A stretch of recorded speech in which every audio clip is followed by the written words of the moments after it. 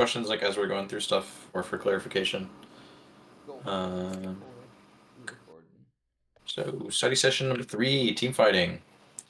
I'm gonna try and make this one a little bit quicker than some of the other ones, but we do have some like pretty decent video examples of some stuff.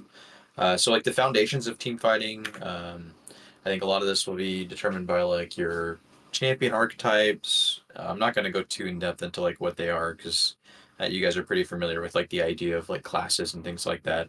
But as far as like what your archetype kind of does for you in a team fight, it's going to determine what your job is, what your build should be.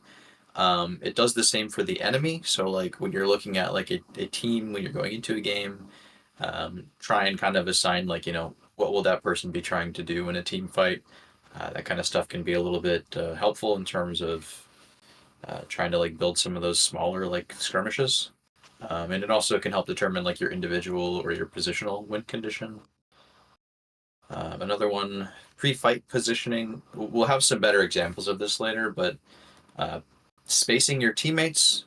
This is really important when we look into the things like pre-fight shapes, like the concaves and things like that. Again, I'll have some examples later on. Playing to your vision. This is something we talk about already. Like when we're either trying to kite a fight or a fight goes for a long time, you always want to kind of play towards your wards or cheat towards the side where you have more vision. Also, fighting with specific purpose. This one, pretty much every fight you take, there needs to be a reason for it, right? Like, what's the reason for the fight? Is it for vision? Is it to get an objective? Is it, like looking for a pick to try and get an objective or something like that, right? Is winning this fight furthering your win condition? This is a pretty easy question to ask yourself. Like, if you guys win a fight, like topside, right, and you guys have a timer for an objective, right, that's clearly furthering your win condition. But if you guys are sacrificing something on the other side of the map and you're not able to actually gain anything from it, right, it still gives you gold, but it might cost you some tempo on the map. So sometimes it's worth it to think about that. Sometimes it's worth it to just look for a trade or like a cross map play instead of taking a team fight. And the team fight shapes, the three main ones that I talk about in this one are the concaves, lines, and like pincers or flanks. And the last one is spacing and processing. So this is kind of during a fight. Most of the processing things are for carry roles, but it's useful for everybody to kind of have this as a kind of mindset, at least when it comes to resources. So you want to be able to use your resources one at a time, right? So that's resources that's everything from cooldown, summoner spells, health, mana, positioning sometimes, wards sometimes. You want to use your resources to solve your problems, right? I have some examples of this later. But basically, especially for carries, because engage is a little bit different here. But you want to be using things one at a time, right? So if you are I think the example I have later is a Lucian. If you're a Lucian and you're trying to do damage, right? You need to be in range to do damage, right? If somebody threatens you, you want to use your resources one at a time. So you might want to dash back first, or let's say you get stunned, you might want to cleanse first, and then react to what comes after that, like one piece at a time. This gets a lot easier, kind of the more you do it, and it's a lot easier to do in team fights that are really drawn out. Um, but like, let's say you get stunned and there's no follow up to it, but you end up doing cleanse and flash, right? You might not have needed to actually use flash there. You might potentially could have been able to just use cleanse and walk out, right? So being able to react to the issues that come up one at a time and kind of process things one step at a time. That's kind of the idea of the one step processing. Generally speaking, if we're coming out of a team fight with more resources, we are in a better position for the next fight, right? So if there's a fight, let's say 2 minutes before Baron, and enemy team blows 4 flashes, we blow one, right? That next fight is way in our favor for the objective, just based on like resources, right? Obviously, there's other things to consider, but that's a pretty big thing that can give us an advantage. A little hard to practice, but it definitely can improve stuff in team fights. The other thing, spacing. This is really more important when we're playing against teams that have kind of a wombo, right? But you want to avoid bunching and grouping on each other and teammates. click in open space. This is also kind of important for backline, especially. You'll see when we look at some of the concave team fighting shapes that the way you space around your teammates, you want to be forcing the enemy to kind of fight you on your own terms. So I'll kind of show you guys Rift Kit here for a second. So we'll just use like mid as an example. Right, let's say we're blue team here and enemy red team. Right, I think the example I have later is something similar to this. Um, but let's say you guys are starting a fight here and they have, an engage here. And let's say they decide to fight on this side of the team fight, right? So they all engage here. We have, we swap this around. We have one carry in our bot lane here, and we have one carry in our mid here. This is just an example. Sometimes it's different than that. But the enemy team has to decide which side of this team fight to go in, right? If we're bunched up, they can just kind of pick that one side and just immediately kind of get a hold of everybody. But by kind of forcing them to pick a side of the team fight, what happens is they either have to split, right? So where their fight might look like this, or they have to fully commit on one side, and then the rest of our team can kind of, collapse and maximize uptime. Well, you know, we might be able to kite out one side or create better position for us through kind of, the shape basically. The concave kind of just relates to the shape of this here, kind of having that angle, kind of an open bowl a little bit. Frontline positions. A lot of this will kind of seem straightforward, but it's good to kind of go through the checklist of when you guys are playing frontline. You always want to place your win condition. Sometimes it's to break the carry, sometimes it's to secure position, sometimes it's to like eliminate an enemy carry, right? But you really have to think about for that one specifically, like, is that your job or is that someone else's job? And a lot of the time, frontline it ends up being your job to initiate, right? So just think about those win conditions when you're in the front. This one's super self-explanatory. You have to be in the front, right? Um, you don't actually have to always be the closest person to the enemy, but you want to be available to be the closest person. Um, and being able to create space generally is just saving cooldowns and utilizing the resources effectively. Let me make sure you guys can get audio. This.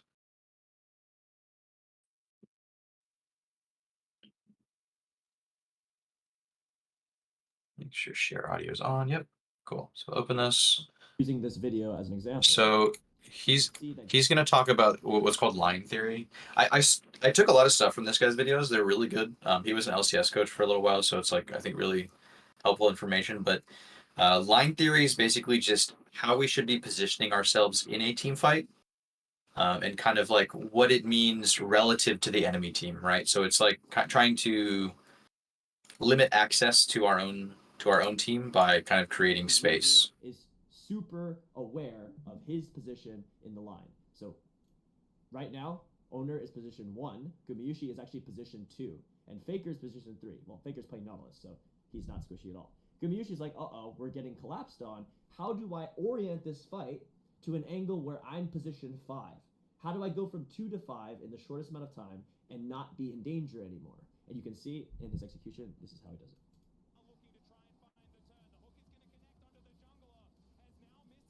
And pause.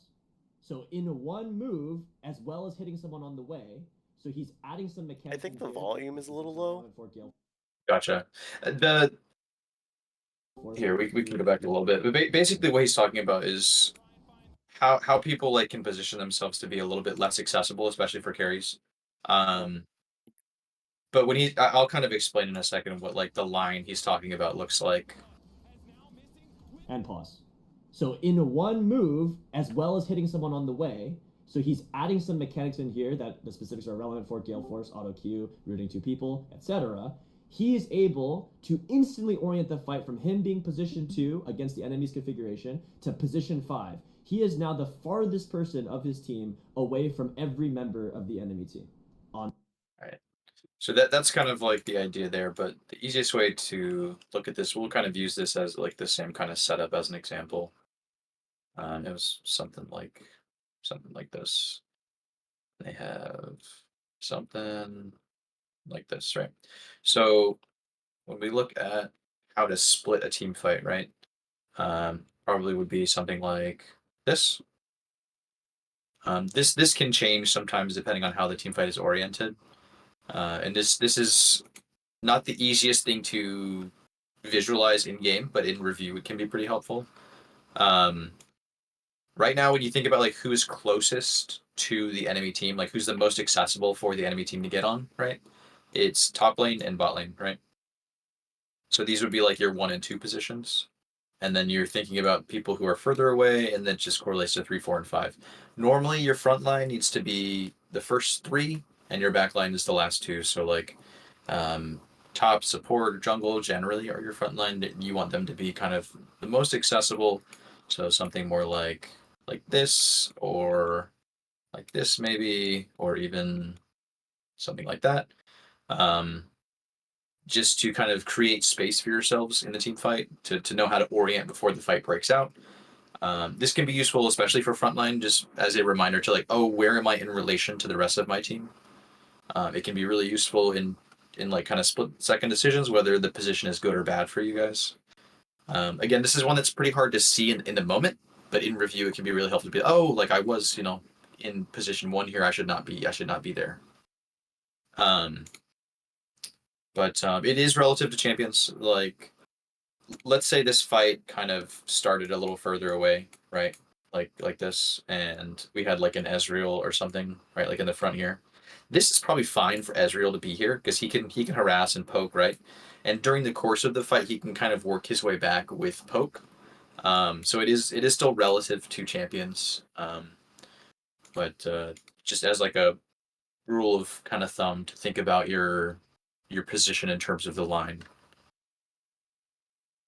The next part, team fighting shapes. So these are some concave examples we'll talk about. This one, we actually don't need I don't think we need the audio on this one, but you can kind of see here how the whole team is kind of set up in this line here, right? They're not really playing to where the enemy team can engage on anyone in particular. Like the Jarvan has to pick a side, right? So you have like Orianna here, you have Zeri on the other side. So they're quite literally making them pick and choose who gets engaged on and where the enemy team has to spend the resources. Right. So the Rumble can only hit one side of the team fight. The Jarvan only hits one side of the team fight.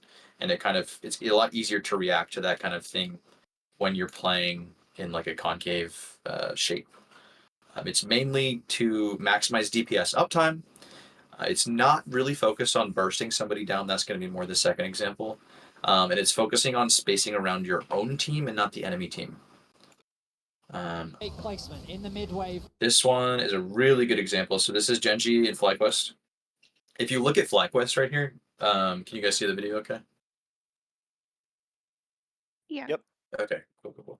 If you look at the way that they're positioned here, right? You have Quad over here. You have Masu a little close, but still kind of creating this concave shape. And you have Genji, which is like super bunched, right? So if you watch Quad and Masu here, they're gonna play on complete opposite ends of their own concave, right? So you see that Quad barely getting touched here. Enemy team Genji has to focus in on somebody else, and Quad is basically having like 100% DPS uptime. Like he's free hitting that entire fight because of the way that they kind of take the initial part here. Like if they took this fight and Quad and Masu are stuck on top of each other, like this fight is really, really hard for them. But looking for these kinds of shapes can be like really, really helpful. Regardless of like how the fight ends up playing out, I don't remember who actually wins it, but like just from the beginning of this is like really, really solid for this type of comp. And the last one I have for this is Damwon versus T1. So this is another one I think here, yeah. So you see, here we go, right here, right. So you literally like T1's doing the exact same thing here, where they're kind of split a little bit up here, where they have their front line in the front, but there's a just literal bent line kind of along the back. This is like perfect, right there, right. Teddy's far enough away from Faker where they're not able to get a knock up on him because he's playing like to the opposite edge, right? So trying to maintain those lines of like a concave shape can be really helpful in these kind of scenarios where you want the team fight to go a little longer, where it benefits you for it to be a front to back fight. It can be super useful to make sure your carries are always doing damage. It can also help set up flanks and pincers. You can kind of see a little bit in this one at the very beginning of this fight where Roach is like kind of on the flank here, right? If they're playing like in a line, this is like not as easy to set up for like a flanking type maneuver. The line example is a little bit more straightforward, more focused on protecting like your own positioning and like hitting who's ever in range, kind of fast, decisive, like immediate engage. I don't know why it's doing this. There we go. The kind of the best example of this I could find is TL right here. So they're kind of playing relative to the enemy here, but as soon as this kind of fight breaks out, you'll kind of watch how fast they kind of kick into gear here, right? Like they're literally just straight line here. They're trying to force. They want to just everybody hits the same person, and just looking for like immediate fast engage, trying to hit whoever they can, whoever's closest. It's a little different than the concave because if they were playing concave, it would probably be a little bit less with like APA and Yon on the same side. Like Yon would probably be down on the other side of Aaron, and trying to like kind of collapse and corral into them. But their focus right here is just doing as much damage as fast as they can to protect their position on Baron. And after that, we have flanks. Flanks, like as a maneuver, is like a pretty historical, type of maneuver, right? Like it's like a something you would see in like classical tactician and strategy for things other than League as well. But it's this picture down here. You can kind of see it's just attacking both sides at the same time. It is really good to attack a standard front to back comp. It can be set up really easily with good teleports, and it is really effective in the jungle and in chokes where we have stronger vision. Good ways to do kind of flanks, like baiting people. You guys know the baits like using a fake disadvantage to pull the enemy into a poor position. You can do things like hiding in a bush, going for like bush cheese, using an objective, something like starting the Baron to try and bait somebody into a fight.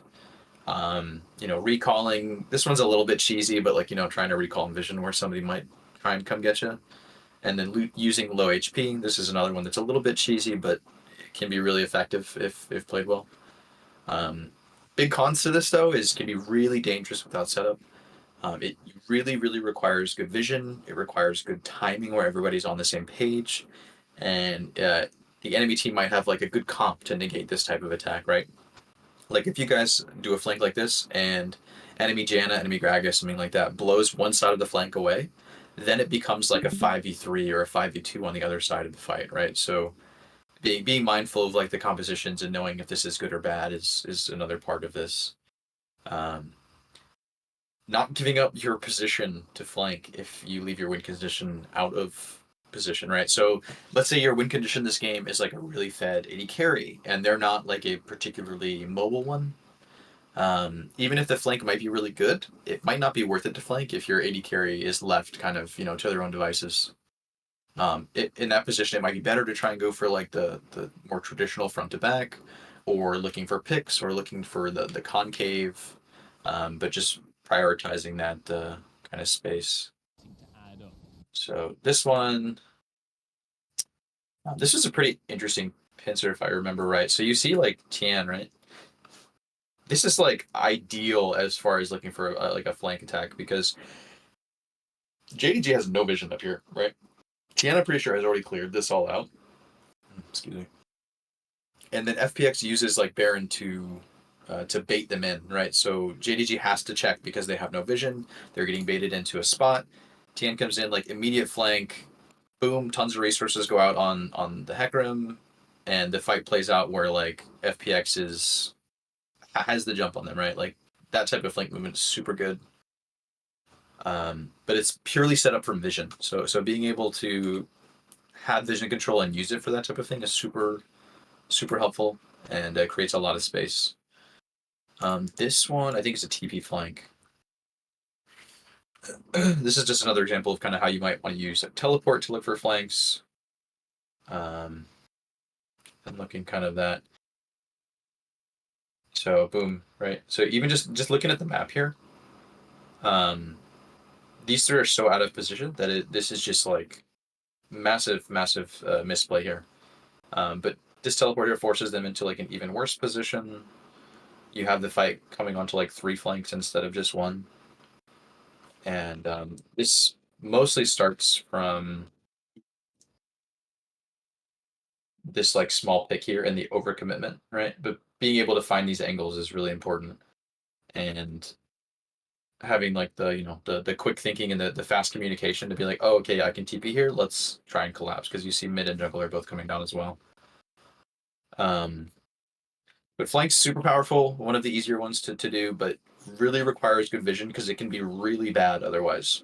Like if you look at this one, if JDG had a ward up here, right, they could just turn on the Hecarim and just kill Hecarim and then go to Baron, right? Like this play becomes a lot worse if JDG knows that FPX is on the side there. Always some considerations, just things to think about if team fights aren't going the way you think they should be going.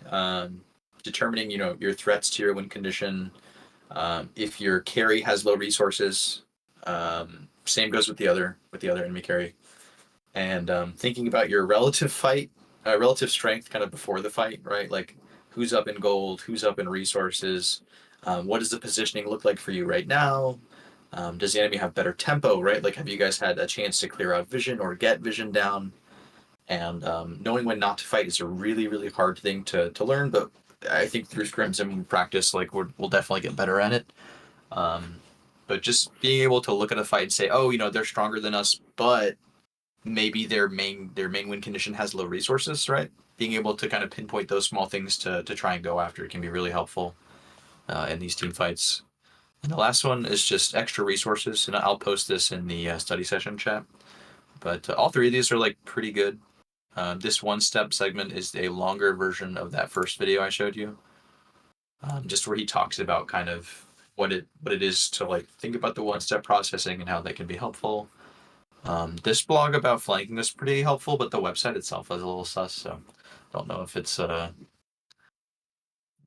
too worth it, but it seems like a relatively well-written piece. And the last advanced team fighting concepts was from Yamato Cannon. An insanely good presentation from him. It was during a stream. He talked about how in the concaves you can actually kind of like rotate with them, right? So a good way to think about that would be, let's say we have a concave here, and the enemy is also trying to do something similar, right? Let's say they have something similar here, and like the fight is kind of breaking out a little bit. Being able to kind of like rotate with this fight, like let's say a fight breaks out here, and this starts to get kind of pushed up here, and as this team moves here, this team also wants to move around, right? So it will kind of slowly kind of spin a little bit as the fight can go around.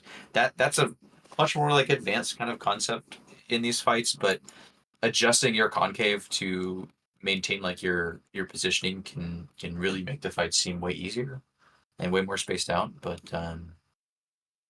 yeah, I think that's more or less all I had. I know some of the stuff is probably like is going to be a little hard to put into practice, but I think a lot of the shapes and the processing aspect of it are really good things to think about when we're going into pre-fights, when we're getting into the fights, like right before them. Thinking about where we are in relation to our own team, not only the enemy team. That stuff can be super helpful, and it's not something that we tend to think about a lot beforehand. So, yeah. Any questions? Anything you guys can think about? Can you do a quick rift kit layout for the line team fight Yes. Yes. So I think the best example was over here. So let's say we have ward here,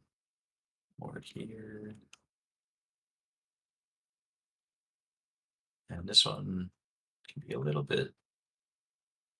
I'll kind of put them around here, something like that, right? So let's say you guys spot mid laner here, right? And your main engage, let's say, is jungle, right? Being able to just kind of jump immediately onto someone you see who may be out of position to like protect your Baron, right? So this one is a little harder. It depends on comp, um, but being able Basically, to like the quickest way to explain that is anybody who has the heaviest engage stays in the front, and then if your support also does have that to help disengage, like a Janna, have Janna in the front and try to disengage at the same time. Is the best way to probably explain that. Yeah, so basically making the fight go like as fast as possible for that specific pick, right? Yeah, Like making sure that I you would say that our maintain. best. We probably had one of those. Remember when Nami didn't do the bubble and everybody had a flash for the, I think it was ADC in I the think it exact same was spot. I think it was a similar spot here where like our CC layering was a little bit like off timing, but this one definitely like this position is definitely about like quick, decisive, like immediate kind of reaction to something. Okay. Just generally speaking, like let's say like if we're in here or something like this, right? Like just the idea that everybody moves out kind of in one line, like in one direction, like just going straight down, right? Instead of trying to like form this into like a concave like this, um, just being able to like attack one space at a time. So line, quick and fast, Yep. get massive amounts of damage out. Concave, extended fights, more DPS esque Yes. approach. Yep. Line is burst. Okay, cool. Yeah. Makes sense. Even if it feels like a standard front to back, like let's say the Yeah. fight let's say it looked like this, right? Yep. Like you're kind of stuck in this choke point a little bit. Enemy team is kind of fighting and looks like this, right? Even like this, you want to try to maintain, even if it's small, a little bit of a concave, right?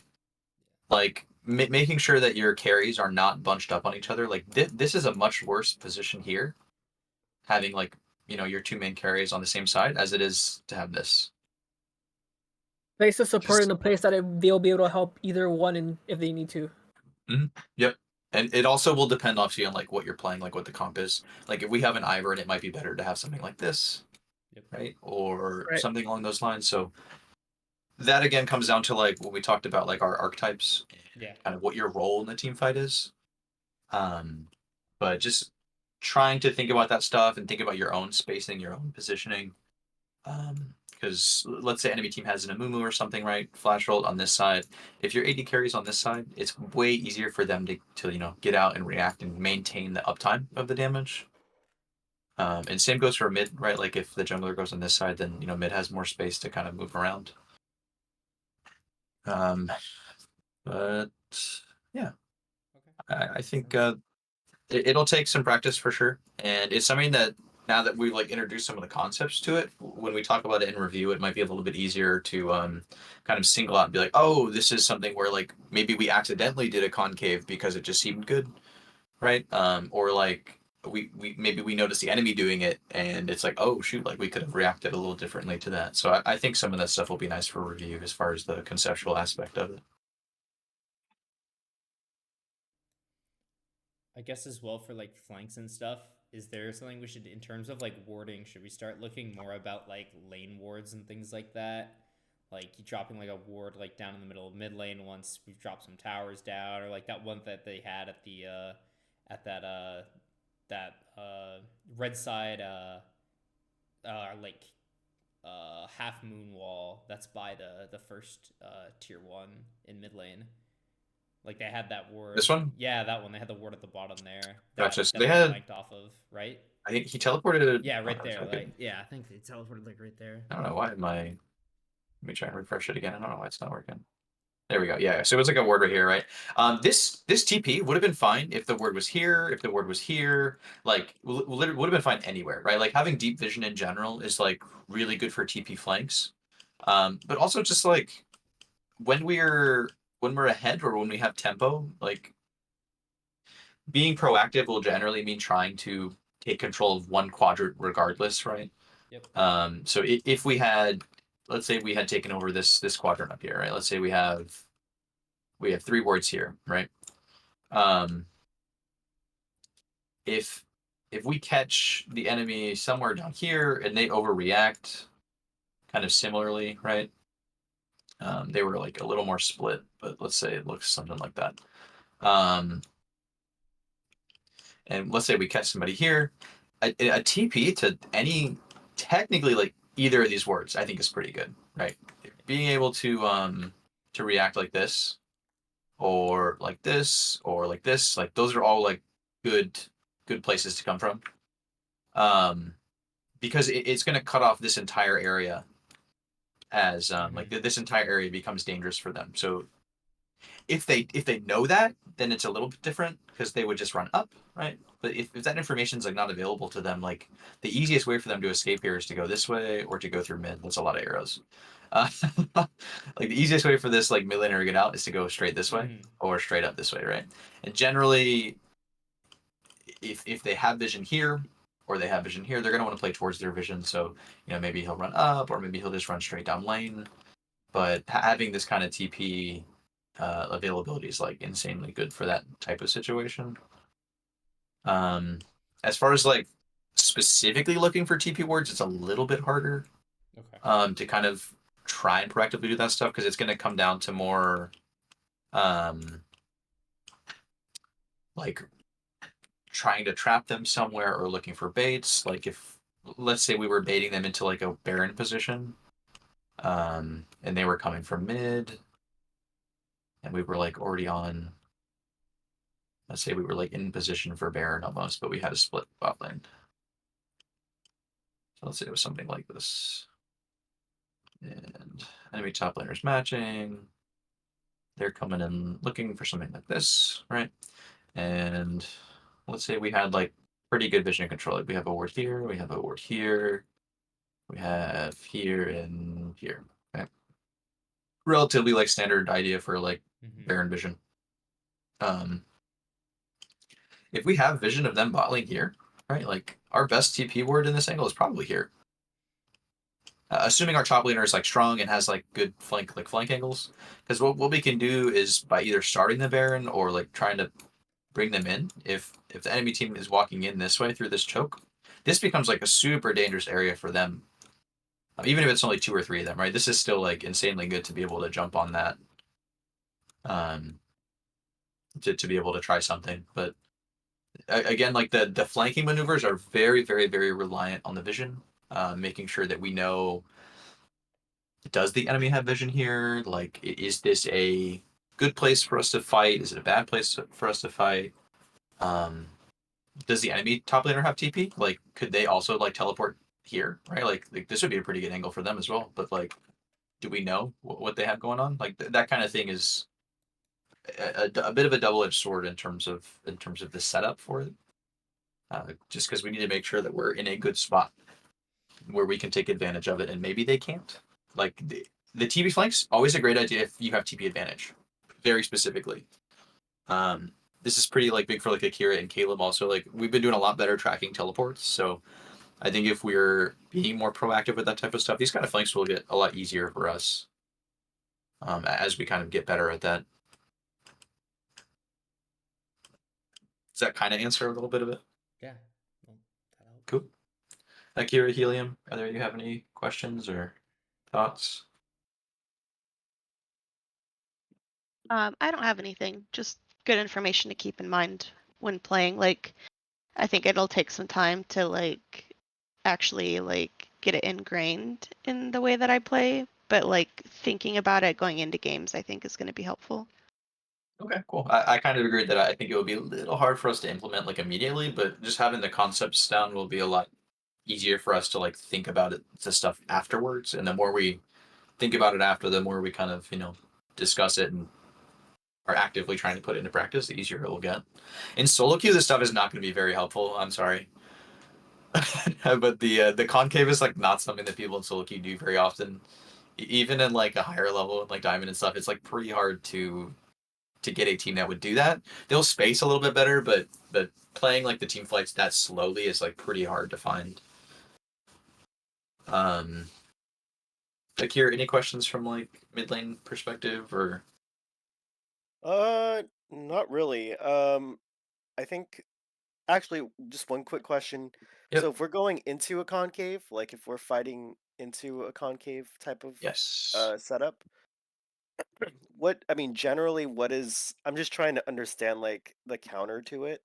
Like what would be the best course of action in terms of like approaching that in a way that we're not like split up or like allowing like a concave sort of setup to get what it wants. Gotcha. Yeah, absolutely. So best way to beat a concave is to kite it out, more or less, right? So let's say you guys are kind of caught in like a bad situation here, where kind of your carriers are in a weird spot. They get an engage on you or something like that, right? Like this is like a pretty abysmal place to be stuck in because they have really good positioning here. Yeah. But if we're able to like kite this out a little bit, right? Looking for places to reposition, playing to your vision. Those are kind of the two big things you want to do here. Um, let's say we have like wards here, we have a ward here, and we have like a ward here, right? Let's say we were doing Baron setup and they caught us in a weird spot coming through mid or something. Being able to kite back like something like this, and then kind of creating your own concave where we might be able to catch somebody on a flank like that, or trying to bait them out of their position is generally what you want to try to do. Um, obviously, again, this is going to be one of those things where we go back to the considerations, right? Like who on their team is like worth going for, right? Like if they're like let's say their mid laner is like 10-1 or something, or like their bot laner is 10-1 and like they're popping off, right? You want to make sure that the person we're most weary of is that particular person. So whether we have the burst to kill them immediately and get out, maybe like the plan is to just like all in that person, or alternatively, maybe we try and keep them like as far away as we can while like running back somewhere that's safer for us. Um, so like let's say their bot laner is like the most fed person here. Maybe the way that we would want to play is kite up away from them, try and keep them as like far away as we can, and kite up to engage in like smaller skirmishes, but don't commit to them fully.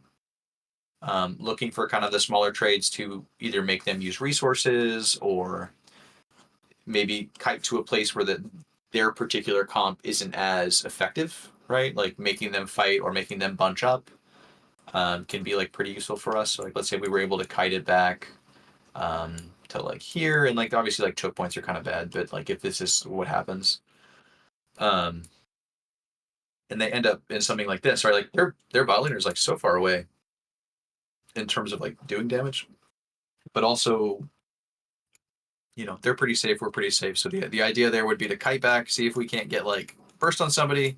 Maybe we get their top laner low enough to where he has to like reset, and then their team fight might slow down significantly, right? Um, if we can play to vision, the team fight going longer is generally better for the person who has more vision. Because you can play around the brushes easier. You can, you have a line of retreat, right? Whereas if we had no vision, let's say we have no vision and we don't know where their top laner is, we don't know where their support is or something like that, right? Like let's say those two are off the map. And our only vision is here and here, something like that, right? If we were to like kite back into the jungle somewhere, like this whole area is like super dangerous. So either kiting or trying to attack one side of the concave and trying to fold them into like a line is the other thing we might try. That might look more like, let's say, let's go back down here. So if we were to get caught here and let's say we kite it up this way, it ends up something like this, and they're kind of, let's say their concave looked like that, right? If we're fast enough to kind of like push around this way and maybe turn this into a concave for us, but like a line for them, right? Where they have, a worse reaction to get to us, where we have, potentially all 5 members hitting one person. That would be like a better way to do it.